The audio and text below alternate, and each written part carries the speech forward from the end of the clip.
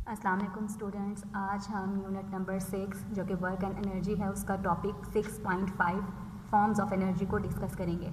Board में question हमारे पास बन के आता है कि explain different forms of energy.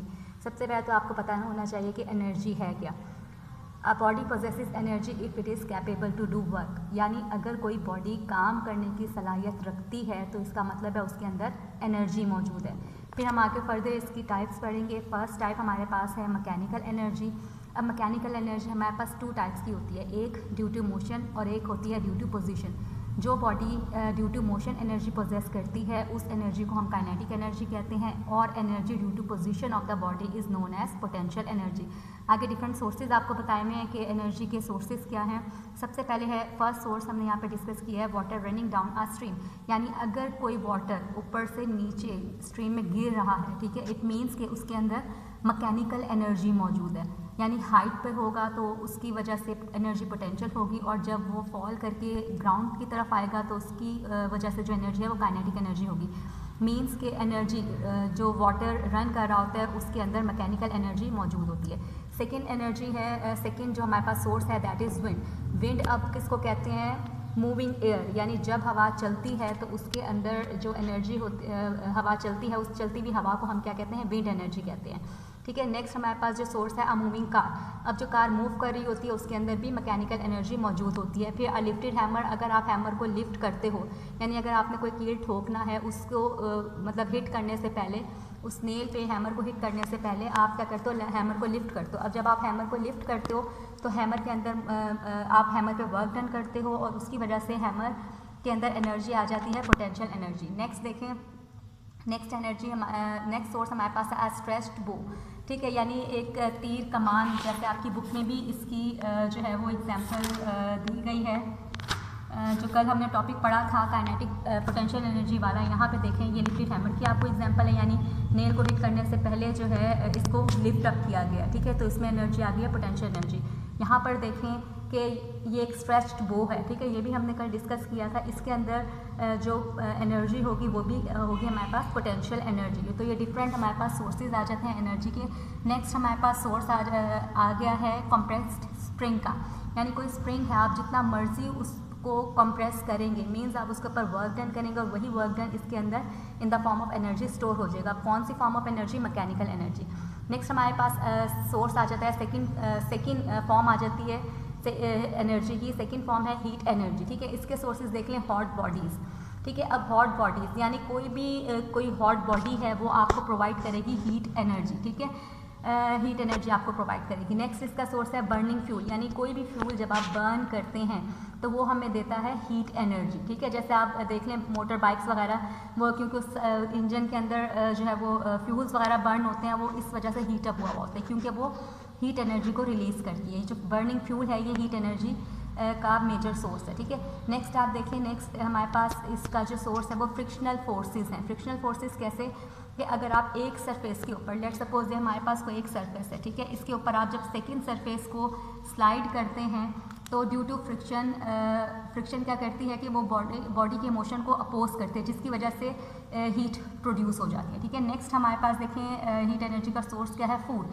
अब जो फूड हम इनटेक करते हैं, जो फूड हम खाते हैं, वो हमारी बॉडी में हमें प्रोवाइड करती है हीट एनर्जी, जिसकी वजह से हमारी बॉडी का एक स्पेसिफिक टेम्परेचर होता है। जो लास्ट हमारे पास सोर्स है दैट इज़ सन, और सन जो है एक मेजर सोर्स ऑफ एनर्जी है। ठीक है, नेक्स्ट हम देखें इसकी थर्ड फॉर्म अब हम डिस्कस करने लगे हैं that is electrical energy. Electrical energy के सोर्सेज हमारे पास बैटरीज हैं, जनरेटर्स हैं। ठीक है, इनसे हमें इलेक्ट्रिकल एनर्जी मिलती है। जनरेटर क्या है? बेसिकली मैकेनिकल एनर्जी जो है यूज़ करता है और मैकेनिकल एनर्जी को वो कन्वर्ट कर देता है इलेक्ट्रिकल एनर्जी में। इसी तरीके से बैटरी देखें, बैटरी के अंदर कुछ केमिकल रिएक्शंस होते हैं जिसके रिजल्ट में वो हमें इलेक्ट्रिकल एनर्जी प्रोवाइड करती है।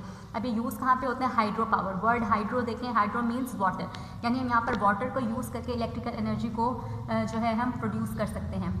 आगे देखें thermal power, therm means heat, यहाँ पर हम हीट को यूज़ करके हम इलेक्ट्रिसिटी प्रोड्यूस कर सकते हैं। फिर फर्दर हमारे पास न्यूक्लियर पावर है जिसमें हम डिफरेंट न्यूक्लियर रिएक्शंस करवा कर हम इलेक्ट्रिकल एनर्जी को प्रोड्यूस कर सकते हैं और हीट एनर्जी को भी प्रोड्यूस करते हैं। अब देखिए नेक्स्ट हमारे पास सोर्स हमारे पास जो फॉर्म है एनर्जी की दैट इज़ साउंड एनर्जी।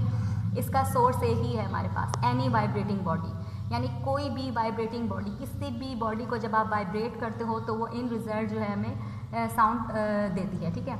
अब आप देखें इसकी एक एग्जांपल हमारे पास है ड्रम, यानी ड्रम को जितना फोर्सफुली, ये हमारे पास लेट्स सपोज एक ड्रम है, ठीक है, ये इसकी मेम्ब्रेन होती है। इस मेम्ब्रेन को आप जितना फोर्सफुली बीट करेंगे उतना ज़्यादा ये वाइब्रेट करेगी और उतना ही ज़्यादा हमें साउंड एनर्जी देगी, ठीक है। फिर नेक्स्ट देखें स्ट्रिंग्स ऑफ सितार, ये जो सितार या गिटार होते हैं जिनके स्ट्रिंग्स होते हैं उसको आप जितनी फोर्सफुली प्लग करते हैं उतना लार्जर साउंड जो है ये हमें देता है। नेक्स्ट फ्लूट पाइप जो बांसुरी होती है, ठीक है, ये भी हमें क्या देती है, साउंड एनर्जी देती है। आगे देखें इसकी एक जो नेक्स्ट टाइप है वो है लाइट एनर्जी। लाइट एनर्जी के सोर्सेज आपको दिए गए हैं, that is candle and bulb. आप मोमबत्ती जलाते हैं तो आपको लाइट एनर्जी मिलती है। सेकेंडली जब आप रूम में बटन ऑन करते हैं आपका बल्ब स्विच ऑन हो जाता है जिसकी वजह से आपको लाइट एनर्जी मिलती है। सेकेंड इसका जो थर्ड इसका सोर्स यहाँ पर दिया गया है बर्निंग ऑफ फ्यूल, ठीक है। जिस तरह फ्यूल जैसे ही हम फ्यूल को बर्न करते हैं, ठीक है, तो इसमें हमें लाइट एनर्जी भी मिलती है। जैसे प्रीवियस हमने फॉर्म्स ऑफ एनर्जी में फ्यूल की एग्जांपल भी हमने पढ़ी थी,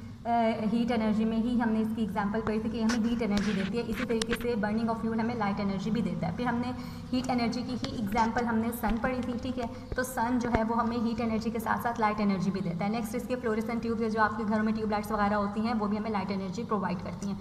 अब यूजेस इसके क्या है, वी कैन सी थिंग्स, यानी लाइट एनर्जी होगी ही तो हम क्या करेंगे, चीज़ों को देख सकते हैं। दूसरा मेन इसका जो यूज़ है वो फोटोसिंथेसिस है। फोटोसिंथेसिस का अमल क्या होता है, प्लांट जो अपने फूड प्रिपेयर करते हैं in the presence of sunlight, ठीक है, तो ये हमारे यूजेस आ गए। नेक्स्ट इसका देखें जो हमारे पास फॉर्म है दैट इज़ केमिकल एनर्जी। इसका जो सोर्स है हमारे पास मेजर सोर्स वो है फूड, ठीक है। अब जो जैसे फूड हम इंटेक करते हैं हमारी बॉडी के अंदर डिफरेंट केमिकल रिएक्शंस होते हैं, ठीक है, जिसके रिजल्ट में हम हीट एनर्जी भी हमें मिलती है जिसकी वजह से हमारा बॉडी टेम्परेचर जो है वो मेंटेन रहता है। फिर देखिए बर्निंग ऑफ फ्यूल, वुड को हम बर्न करें, कोल को बर्न करें या नेचुरल गैस को बर्न करें, ठीक है, लेकिन बर्न हमें करना है in the presence of air. Air में मौजूद होती है ऑक्सीजन। जब एयर की प्रेजेंस में आप इन सबको बर्न करेंगे तो इनके अंदर केमिकल रिएक्शंस होंगे जिसकी वजह से हमें केमिकल एनर्जी मिलेगी। फिर देखें यहाँ पे केमिकल रिएक्शन छोटा सा दिखाया गया, कार्बन को का रिएक्शन जब आप ऑक्सीजन के साथ करेंगे तो कार्बन डाइऑक्साइड प्रोड्यूस होगी और साथ में हीट एनर्जी भी रिलीज़ होगी। अब हम आप यहाँ पे देखिए इलेक्ट्रिकल एनर्जी है, ठीक है। अब यहाँ भी जो है केमिकल रिएक्शंस होते हैं जिसकी वजह से हमें इलेक्ट्रिकल एनर्जी भी मिलती है। जैसे आप बैटरीज देखें, बैटरीज क्या करती हैं, बैटरी के अंदर केमिकल रिएक्शंस होते हैं जिसके रिजल्ट में हमें इलेक्ट्रिकल एनर्जी प्रोवाइड करती है। फिर आप देखें लास्ट इसका हमारे पास जो फॉर्म है एनर्जी की दैट इज़ न्यूक्लियर एनर्जी। इसके जो सोर्सेज हैं फिशन रिएक्शन और फ्यूजन रिएक्शन, दो सोर्सेज मैंने यहाँ पर लिखे हैं। तो फिशन रिएक्शन हमारे पास क्या होता है, फिशन एक ऐसा रिएक्शन होता है जिसमें एक एटम टूट के दो में जो है वो डिवाइड हो जाता है और एंड में large amount of heat energy जो है वो रिलीज़ होती है। तो इस रिएक्शन को हम बोलते हैं फिशन रिएक्शन। इसका सेकंड रिएक्शन भी होता है दैट इज़ फ्यूजन रिएक्शन।